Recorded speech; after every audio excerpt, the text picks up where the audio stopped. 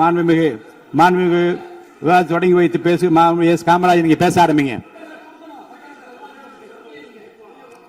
மாண்புமிகு பேரவைத் தலைவர் அவர்களே, நீங்க பேசுகிற இப்போது நீங்கள் மாண்புமிகு உறுப்பினர் காமராஜ் அவர்கள் பேசுகிறது மட்டும்தான் அவை குறிப்பில் வரும். நீங்க பேசுவது அவை குறிப்பில் வராது. தயவுசெய்து அமருங்க, உட்காருங்க.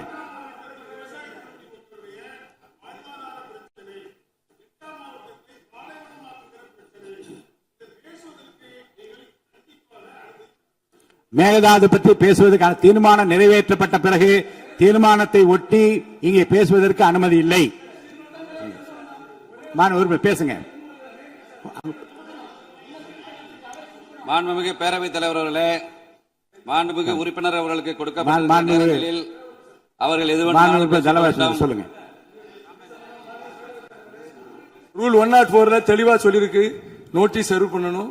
எங்களுக்கு எல்லாம் அந்த நோட்டீஸ் வரல. அதான் நாங்க சொல்ல வந்த மொழிய ப்ராப்பரா எதிர்கட்சி தலைவர் அதை கொடுக்க சமயம் முதலமைச்சரை பெற்றுக்கொள்வதற்கு முன்னால பேரவையினுடைய அத்தனை உறுப்பினர்களுக்கும் விதி 104 படி எல்லாருக்கும் அதை சர்க்குலர் பண்ணணும். அதான் என்னுடைய கருத்து. மீண்டும் அந்த தவறு நடக்கக்கூடாது என்பதை பேரவை வாயிலாக கேட்டுக்கொள்ள தலைவர் வாயிலாக கேட்டுக்கொள்கிறேன். இப்போது நடந்ததிலும் சட்ட விதிகள் நான் படித்து பார்த்தேன், ஆய்வு செய்தேன். இப்போது இப்படிப்பட்ட நடைமுறை ஏற்கனவே பின்பற்றப்பட்டிருக்கிறது. இந்த நடைமுறை எந்த தவறும் இல்லை. மாண்பு உறுப்பினர் காமராஜ் அவர்கள்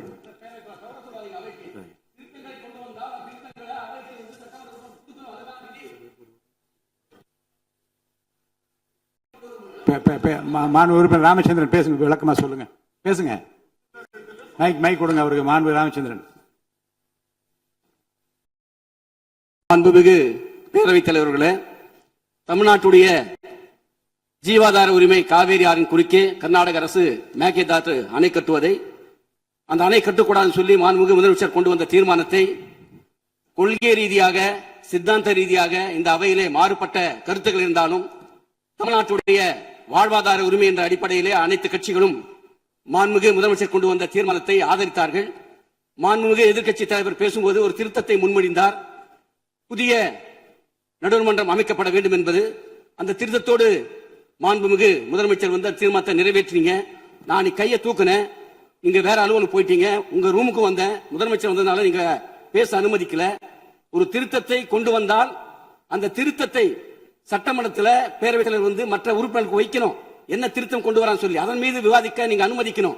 அவர் அவ்வாறு விவாதிக்காம நீங்க வந்து அதை வந்து ஏகமனதா நீங்க அந்த தீர்மானத்தை அங்கீகரிச்சிட்டீங்க. ஆக நாங்க சொல்வது புதிய திருத்தம் தேவையில்லை. ஏன்னா ஏற்கனவே 1990 நாடாளுமன்றத்தில் வாக்கெடுப்பு மூலம் தான் வந்து காவிரி நடுவர்மன்றம் அமைக்கப்பட்டிருக்கிறது.